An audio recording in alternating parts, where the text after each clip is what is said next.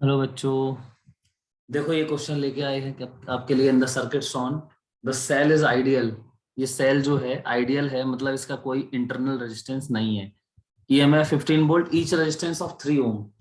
देखो आपको जितने भी रेजिस्टेंस दिख रहे हैं सारे 3 ओम है, और 3 ohm the potential difference across the capacitor is.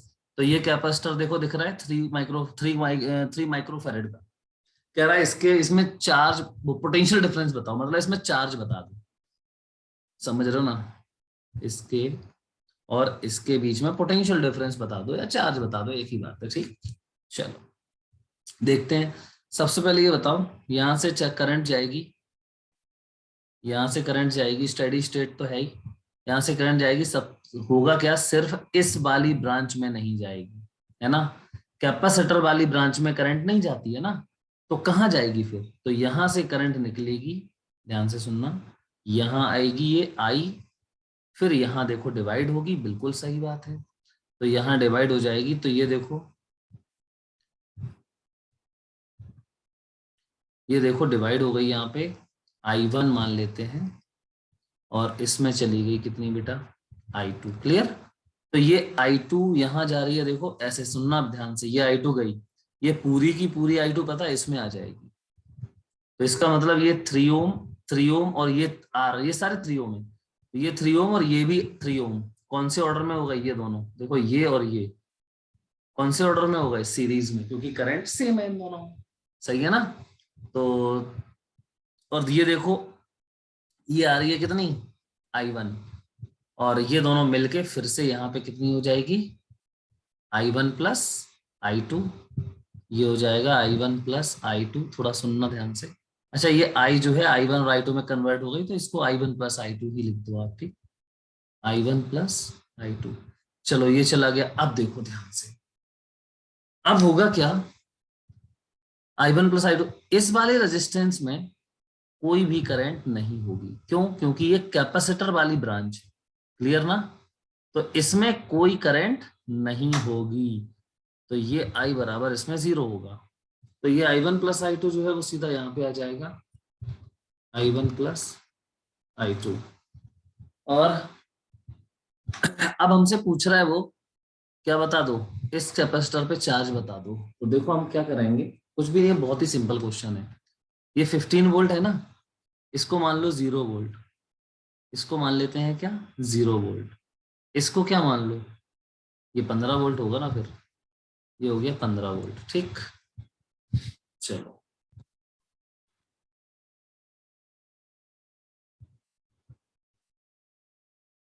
देखो, और सॉरी, ये पूरा गड़बड़ हो गया, वो चला गया। देखो फिर से बता देता हूं मैं, मैंने क्या बोला था अभी। यहाँ पे अगर मैं मान लूं 0 वोल्ट, यहाँ पे मैं क्या मान लूं,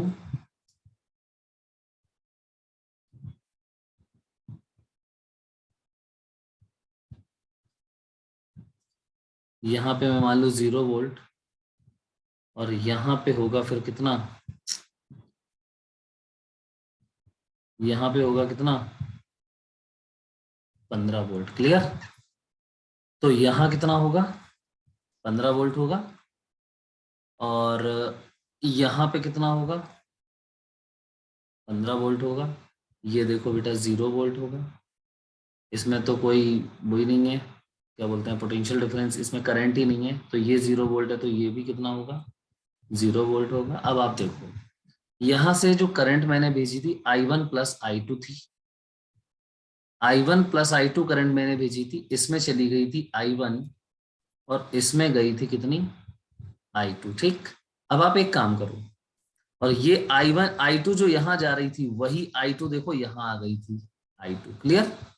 यहां तक आई थी I2, और यहां से फिर ये दोनों I1 और I2 मिलके इसमें चली गई थी कितनी, I1 प्लस I2। बहुत ही सिंपल करना है, पता क्या है, अगर देखो ये 15 वोल्ट है, अगर मैं ये करंट निकाल लूं I2, तो मैं इसमें पोटेंशियल ड्रॉप निकाल लूंगा। देखो ये प्लस और ये माइनस, तो ये अगर 15 वोल्ट है, तो इसमें पोटेंशियल ड्रॉप जो मान लो 5 वोल्ट आया, तो ये 15 है, तो यहाँ ड्रॉप होके कितना बचेगा, 10। तो ये 10 है, देखो इस कैपेसिटर में देखो ये 10 है और ये 0 है, तो आ गया ना 10 वोल्ट। तो निकालना पड़ेगा, अभी मुझे क्या करना पड़ेगा, हमें अब सॉल्व करना पड़ेगा पूरा। किसके लिए? तो I1 और I2 की वैल्यू हमें निकालनी पड़ेगी। तो कोई बहुत ही सिंपल है, देखो क्या हो जाएगा। सबसे पहले तो आप एक मतलब ऐसे ही कर सकते हो, I1 प्लस I2 की वैल्यू बताओ कैसे निकाल सकते हैं। तो या तो KVL से कर लो या फिर सिंपल मैं बता देता हूं। देखो यहाँ पे 15 वोल्ट है, टोटल रेजिस्टेंस निकाल लो इस सर्किट का। तो टोटल रेजिस्टेंस में देखो ये 3 ओम और ये 3 ओम, ये वाला 3 ओम सीरीज है, सेम करंट जा रहा है, तो 6 हो गया। और ये भी 3, ये पैरेलल में हो जाएगा उसके साथ, तो 6 और 3 पैरेलल में हो जाएगा 2 ओम, ठीक है। और 2 के साथ ये वाला 3 जोड़ना है हमें, तो वो भी सीरीज में आ जाएगा उसके साथ, इस पूरे के साथ ये वाला सीरीज में होगा, ठीक। तो 2 और ये 3, 5 ओम हो गया पूरा। ये वाला रेजिस्टेंस हमें काउंट नहीं करना है, तो 5 ओम हो गया। तो यहाँ पे करंट कितनी निकल रही होगी, I1 प्लस I2 की वैल्यू कितनी हो जाएगी? तो I1 प्लस I2 की वैल्यू हो गई total voltage 15 upon total resistance कितना आया, 5 कितना आया था, 5 ओम। तो ये हो गया 3 एम्पियर, ठीक। 3 एम्पियर का ये करंट यहां से निकला। अब I1 और I2 कितना है, तो I1 प्लस I2 इक्वल 3 है। इसमें आप वो लगा दो KVL, इतने में तो लगाओ इसमें KVL। तो यहां से चलते हैं, यहां से चलो, तो ये आ जाएगा। अब यहां से चलना, ध्यान रखना, ऐसे चलना है, ऐसे ऐसे, ठीक ऐसे।